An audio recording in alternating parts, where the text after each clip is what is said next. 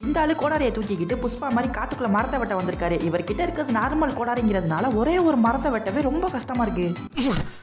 ஐயோ இந்த அவஸ்தைப்படுறானே. என்ன பண்ணிட்டு இருக்க? இப்போ இந்த இடத்துக்கு கோளாரா ஒரு ஆள் வந்து அவர்கிட்ட இருக்க மாடன் ரம்பத்தை வச்சு எல்லா மரத்தையும் ஈஸியா வெட்டி இந்தால வெறுப்பேத்திட்டு போறாரு. இவன் வேற என்னை ரொம்ப டார்ச்சர் பண்றான்டா. இருந்தாலும் தன்னோட நம்பிக்கையை கைவிடாம தொடர்ந்து மரத்தை வெட்ட ஆரம்பிக்கிறாரு. அட என்ன ஆளியா நீ? நான் பாதி காட்டையே வெட்டி சூறையாடிட்டேன், நீ இன்னும் ஒத்த மரத்தை வெட்டலையா நக்கல் பண்றான். இதுக்கு மேல இவனோட இம்சையை நம்மளால தாங்க முடியாதுன்னு இவர் ஒரு பிளானை போட்டு அந்த ஆள் கிட்ட இருந்து ரம்பத்தை வாங்குறாரு. மேற்படி உன்னை போடுறது. டிக் டிக் படத்துல வர மாதிரி ஒரு பெரிய விண்கல் இந்த ஒட்டுமொத்த கிராமத்தையுமே அழிக்க வருது. இதை பார்த்த மக்கள் எல்லாம் ஐயோ நம்ம சாக போறோமேங்கிற பயத்துல என்ன பண்றதுன்னே தெரியாம இருக்காங்க. கவலைப்படாதயா, அமைதி அமைதி. கரெக்டான நேரத்துக்கு கரெக்டா வந்து கலக்குன்னு கலக்குவோம்ல. நல்ல வேலை, கரெக்ட் டைமுக்கு சூப்பர்மேன் இங்க வந்து அந்த விண்கலை ஸ்டாப் பண்ணி இந்த கிராமத்தையும் கிராமத்துல உள்ள மக்களையும் காப்பாத்திடுறாரு. அப்பா மகனே அங்குசாமி, நீ மகராசனா இருக்கனப்பா. நான் என் கடமையை தானே செஞ்சேன். இந்த மெஜிஷியன் ஃபிளைட்ல வெளிநாட்டுக்கு வந்திருக்காரு. ஆள் பார்க்கவே ஒரு டைப்பா இருக்கிறதுனால ஏர்போர்ட்ல உள்ள ஆபீசர் இவரை செக் பண்ண ஆரம்பிக்கிறாரு. டேய் என்னடா பால் விளம்பரத்துல பசுமாடு மாதிரி பல்ல காமிச்சிட்டு இருக்கற? பார்த்தா இந்த ஆளு கிட்ட மேஜிக் பண்ற பொருளை தவிர வேற எதுவுமே இல்ல. சரி வாயை திறன்னு சொல்ல. என்ன பழக்கம் அது?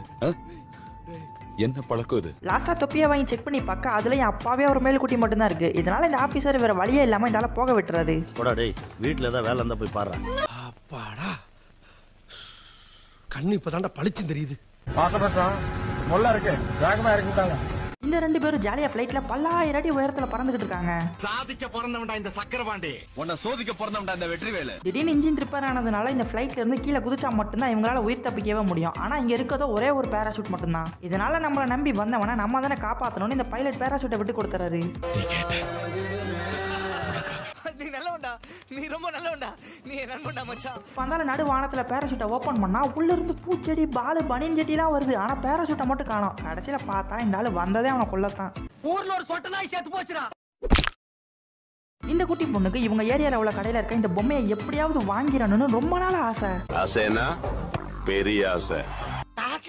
திடீர்னு இந்த பொண்ணோட பல்ல ஆட ஆரம்பிக்குது. இப்ப விழுந்த பல்ல எடுத்து தலகாணி கடையில வச்சுட்டு தூங்கினா ஒரு தேவதை வந்து பல்ல எடுத்துக்கிட்டு காசு வைக்குமேங்கிறது ஞாபகம் வர உடனே வீட்டுக்கு போய் ஆடிக்கிட்டு இருந்த பல்ல புடுங்கி தலகாணி கடையில வச்சுட்டு தூங்க ஆரம்பிக்கிறா.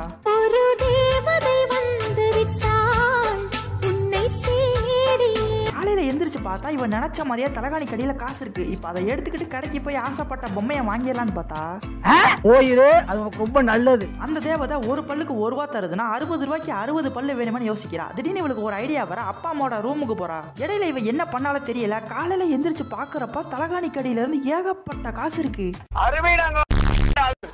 எனக்கு வந்து பிறந்திருக்கவாரு உன்னையெல்லாம் சின்ன வயசுலயே கள்ளி பால் கொடுத்து கொண்டிருக்கணும்டா. குசி படத்துல தளபதி கயிறை கட்டிக்கிட்டு பிரிட்ஜ் மேல இருந்து தலையீரா குதிப்பார்ல, அந்த மாதிரி இந்த ஆளு பஞ்சி ஜம்பிங் பண்ண நீங்க வந்திருக்கான். ஆர்வத்துல கயிறை கட்டாமலே குதிக்க போக எல்லாரும் செத்து போட்டா.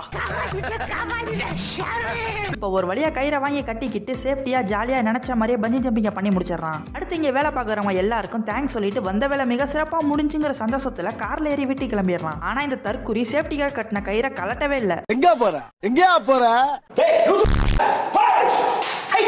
இந்த ஆளு ஒரு பைத்தியம். வார கடைசியானாலே போதும் தன்னைத்தானே ஒரு மெஜிஷியன் நினைச்சுக்கிட்டு எங்கேயாவது போய் 7.5 கூட்டி அடி வாங்குறதுதான் தலைவனோட வேலையே. அந்த மாதிரிதான் இப்ப இந்த இடத்துக்கு தன்னோட திறமையை கட்டுறதுக்காக வந்திருக்காரு.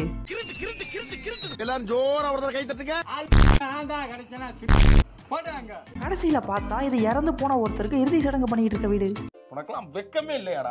சோறு தானே திங்கிற, ரத்தம் கொதிக்குது உன்னை பாக்க. இந்த ரெண்டு கௌபாயும் துப்பாக்கி சண்டை போட போறாங்க. இதுல ஒருத்தர் 4 லீஃப் ஃப்ளவர்ங்கிற ரொம்பவே ரேரான இலைய வச்சிருக்காரு. இன்னொருத்தர் லக்குக்காக குதிரை லாடத்தை வச்சிருக்காரு. இது ரெண்டுமே மனுஷனுக்கு பயங்கரமான அதிர்ஷ்டத்தை தரக்கூடியது.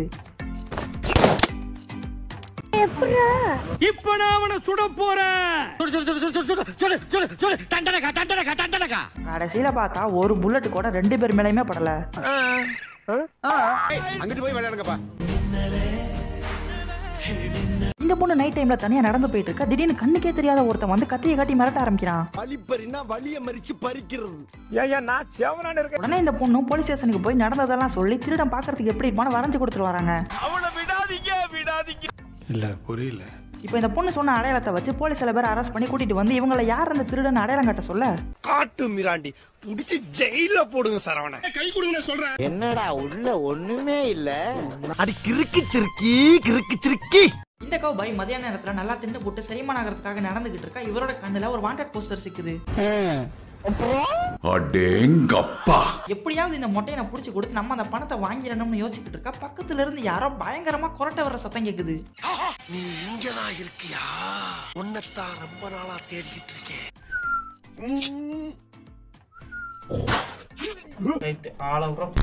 ஐயா அவசரப்பட்டு ஆளை மாத்தி கொண்டுட்டமே. இப்ப என்னடா பண்றதுன்னு யோசிச்சுட்டு இருக்கா. இவருக்கு ஒரு ஐடியா வருது. உடனே பென்சிலை எடுத்து அந்த போஸ்டர்ல உள்ள மொட்டைக்கு மீச தடையெல்லாம் வரைஞ்சு இங்க செத்து கிடக்குற ஆள் மாதிரியே மாத்தி விட்டுறது. அளவுக்கு கிரைண்டரா கிரைண்ட். அடுத்து இந்த பாடியை செர்ஃப் கிட்ட கொடுத்துட்டு அதுக்கு பதிலா பணத்தை வாங்கினான்னு ஊருக்குள்ள போக எல்லாரும் இந்த ஆளை ஒரு மாதிரி ஷாக்கா பாக்குறாங்க. என்னடான்னு பார்த்தா இவன் சாகடிச்சு தூக்கிட்டு வந்த ஆளுதான் இந்த ஊரோட ஷெரீஃபே. என்ன திமிரு இருக்கணும் உனக்கு?